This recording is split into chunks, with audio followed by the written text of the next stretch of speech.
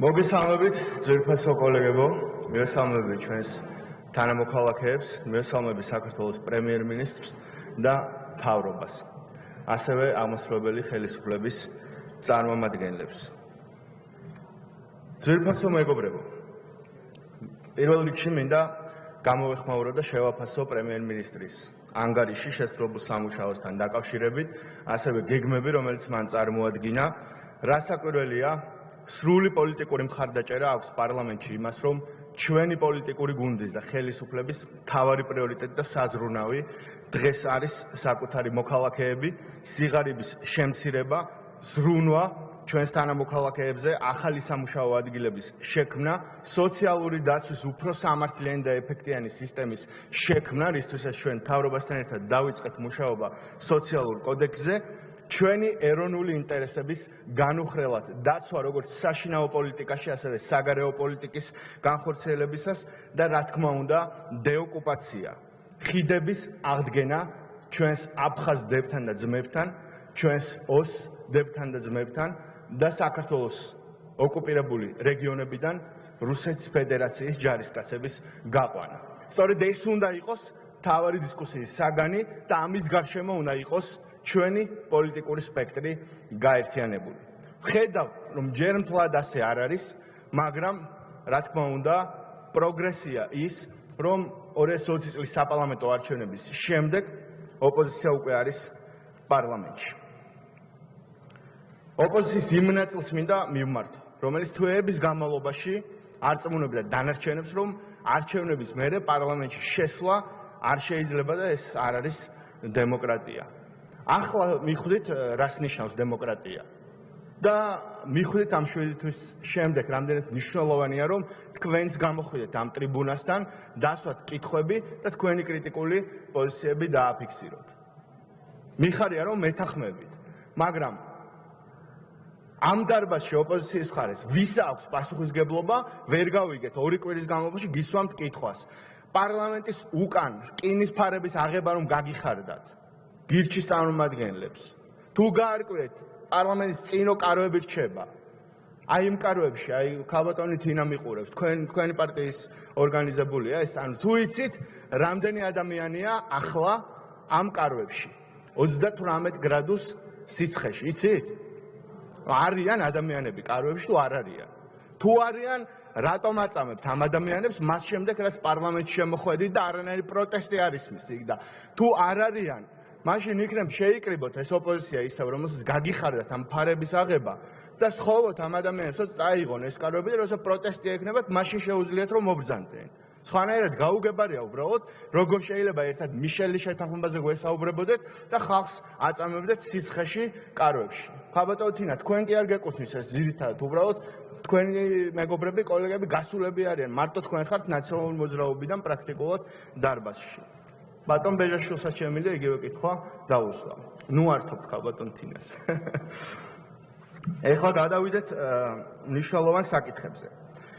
პირველ რიგში რა მინდა გითხრათ, აი ახლა რომ მიხვდით, რას ნიშნავს დემოკრატია და პარლამენტში ჩართულობა ოპოზიციის.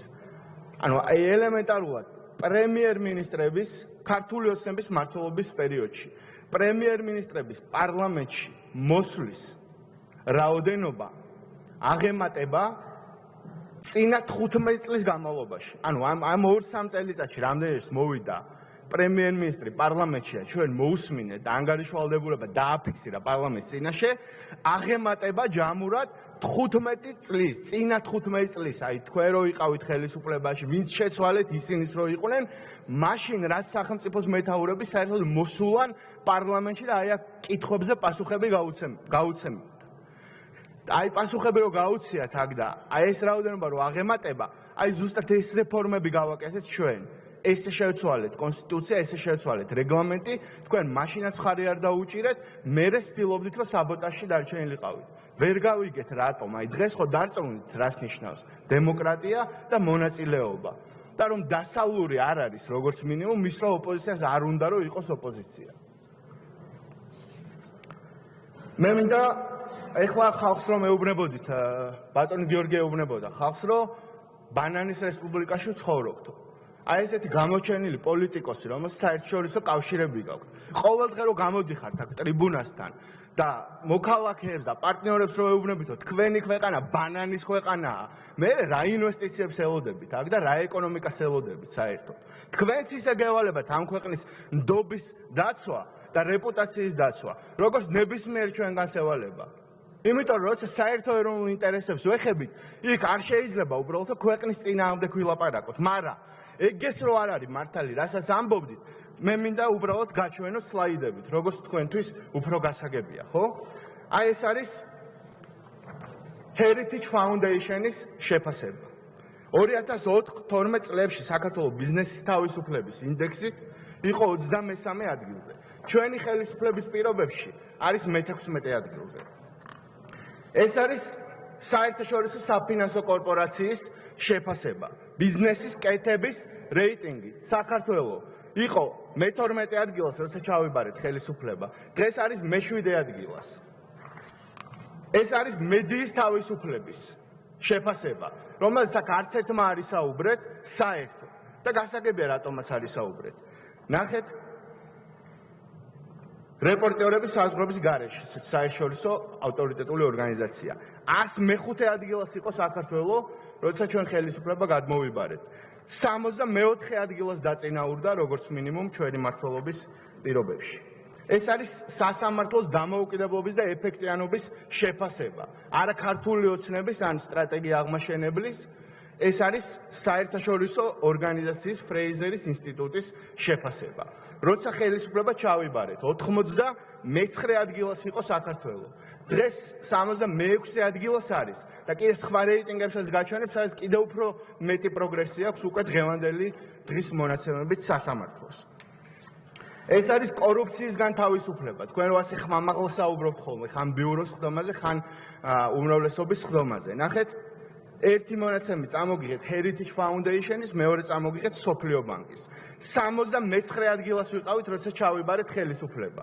31 ადგილას არის ერთი რეიტინგში, 67-ზე ვიყავით სოფლიო ბანკის რეიტინგში და 56 ადგილას დაწინაურდა საქართველოს ამ მაჩვენებლით.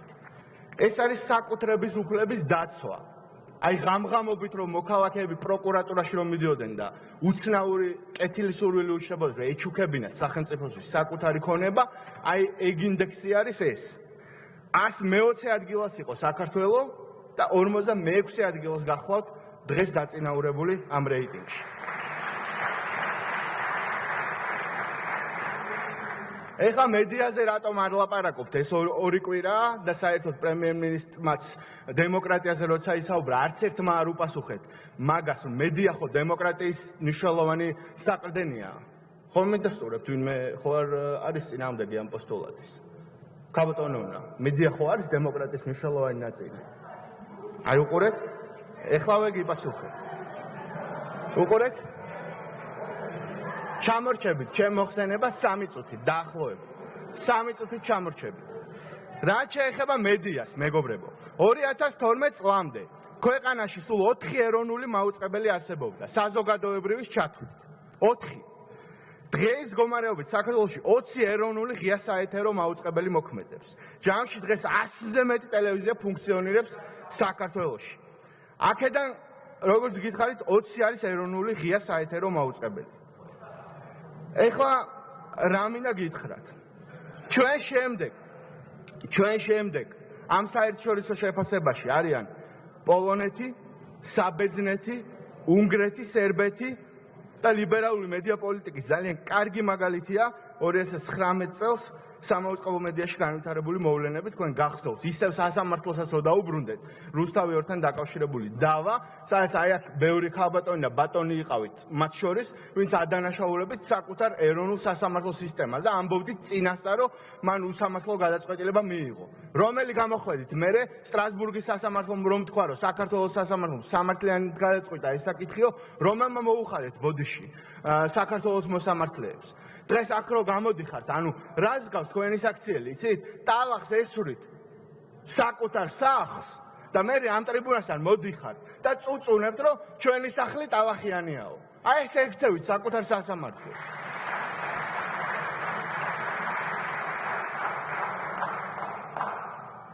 ეხლა ნიშნულოვანი ამბავი არის ბატონო არჩილ დრო იწურება 30 წამი. ორი რო დავიმატოთ. მაშინ ბატონი ირაკლის დროიდან. ანუ ჩვენ ბატონ დავითს არ გამოუყენებია ზუსტად მიხვდებით ბატონო არჩილ დროს ნომერვიულოთ 2 წუთი გაქვთ ირაკლის დროიდან. მადლობა.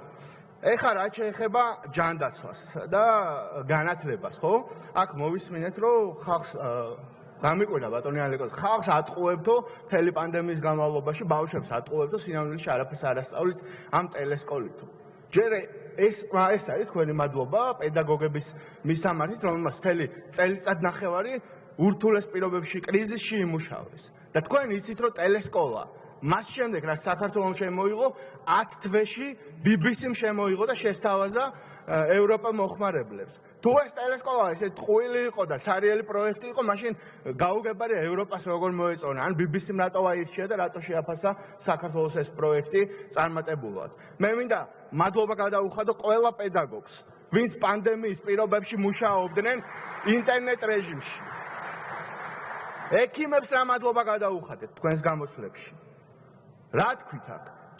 ჟავანაძეს და ანტიმჟავანაძეს შორის ხართ ჩარჩენილები, დადიხართ, ხან ჟავანაძესთან ხართ, ხან ანტიმჟავანაძესთან. თქვენ განსაკუთრებით, ხან ჟავანაძის ჰიმნებს უკრავთ, ხან ანტიმჟავანაძის ჰიმნებს. ვერაფრით ვერ გადახვედით ხალხო იმ ევროპულ პოლიტიკაზე, რომელიც ამ ქვეყანას ჭირდება. ილია ჭავჭავაძის და ნიკო ნიკოლაძის პოლიტიკაზე. ვერ გადადიხართ. ხართ ჟავანაძეს და ანტიმჟავანაძეს შორის ჩარჩენილი. ნუ ძირითადი ნაწილი. აი ხედავთ თქვენს კი გეყიმებათ საკუთარ თავზე. მე მინდა ექიმებს, ექცნებს და ჯანდაცვის ყველა პროფესიონალს, ჯანდაცვის მინისტრის მეთაურობით გადაუხადო მადლობა იმისთვის, რაც მათ გააკეთეს ამ პანდემიის პირობებში.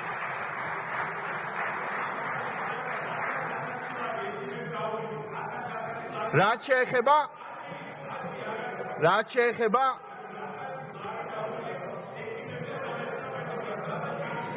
ინფრასტრუქტურაზე სამუშაო ადგილებს.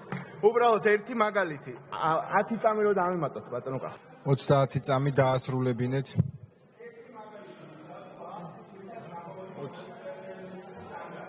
რომელსაც თქვენ ცდილობთ გადაფაროთ, რომ თითქოს არაფერი ამ ქვეყანაში არ გაკეთდა, მე გეტყვით ძალიან ერთ მარტივ მაგალითს. 2020 წელს მარტო ინფრასტრუქტურის სფეროში განხორციელდა 6000-ზე მეტი პროექტი, რომელშიც 31000 ადამიანი დასაქმდა და 1300 კომპანია იყო ჩართული. ეს არის მხოლოდ ინფრასტრუქტურის მიმართულება, სოფლის მეურნეობაზე ბევრი შეიძლება ვისაუბროთ, სხვა მიმართულებებზე ბევრი შეიძლება ვისაუბროთ. და